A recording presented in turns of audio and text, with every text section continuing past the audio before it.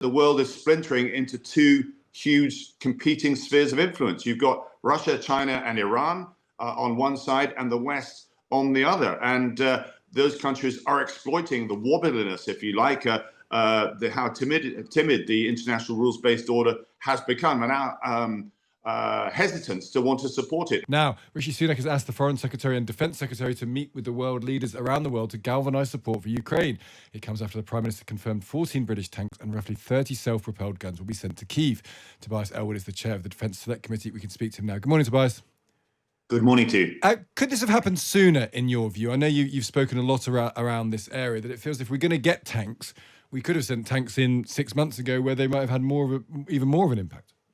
I mean, absolutely. I mean, this is a very much welcome announcement that we're finally gifting some serious hardware, given the conflict has been raging, for almost a year now. I don't want to take away what the United Kingdom has done in continually pushing that envelope on both the quality and indeed the quantity of military support that we should be gifting to Ukraine. But this is very, very late in the day, possibly too late, unless other nations start to follow suit. Don't forget that once NATO declared at the start of this conflict that it would not formally respond or indeed intervene on Russia's illegal invasion of a European state, it essentially gave Putin a license, if you like, to act with impunity and increase the level of risk he could take effectively unchallenged on the battlefield. And that's allowed him basically to completely regroup after his failed initial invasion.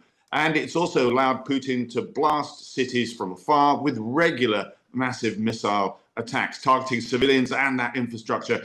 And effectively, the West has done very, very little about it. So I'm very pleased about this announcement. I hope that other countries will come forward. It's been far too long that we've been so risk averse in standing up to what Russia is trying to achieve. Well, it seems that Germany is wobbling. Isn't the German defence minister is apparently going to quit? It's a terrible job, apparently, the German defence minister. Often people don't last very long. But I think Olaf Scholz, there was a period where he talked a great game, didn't he? Germany's going to completely change how it arms itself. It's going to be much more of a vigorous armed force in the world.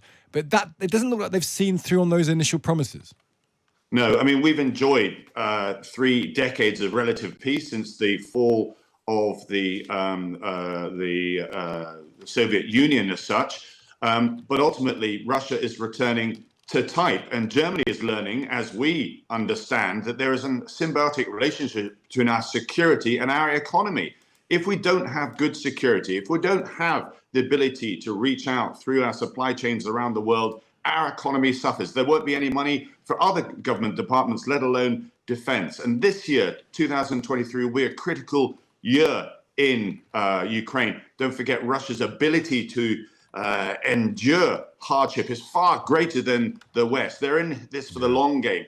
Putin is moving to a war footing. He's recrafting his industries, retooling them for the war effort. He's about to mobilize tens of thousands of people for a spring offensive. So Ukraine must make progress. Those Challenger tanks, along with US Bradleys and German and French armored personnel vehicles, will be very, very important indeed in order to punch through the Russian defenses. Otherwise, I'm afraid Russia will enjoy a frozen conflict, and Putin will be able to claim again some form of success. Yeah, and just cling on in there. Just on one other issue, Tobias, relations with Iran appear to be deteriorating since the execution of Alireza Akbari. I wonder how much, as that regime is placed under more and more pressure internally, it may become more extreme in its actions. Does Iran become more of a strategic threat, in your view, in the year to come? It does. We've had Iran's going through a very difficult period following the demonstrations that took place in that country. Many women coming out after Masih was killed under police custody when she refused to wear that headscarf during the summer. The population itself is rising up against its own regime. The regime is lashing back out, and that's why you're seeing a number of executions taking place, not just the one involved with a dual national. So it's important to recognize where Iran is going to go, but very similar to Russia in a way that we've not done enough to stand up to Iran. Its proxy influence in Lebanon, in Syria, in Yemen, in Iraq and so forth. We've not challenged this whatsoever. Again, 30 years, 3 decades of becoming, I'm afraid, too risk averse to stand up to checking the challenges to our international rules-based order. And meanwhile, Iran may well be speeding up its nuclear weapons capability.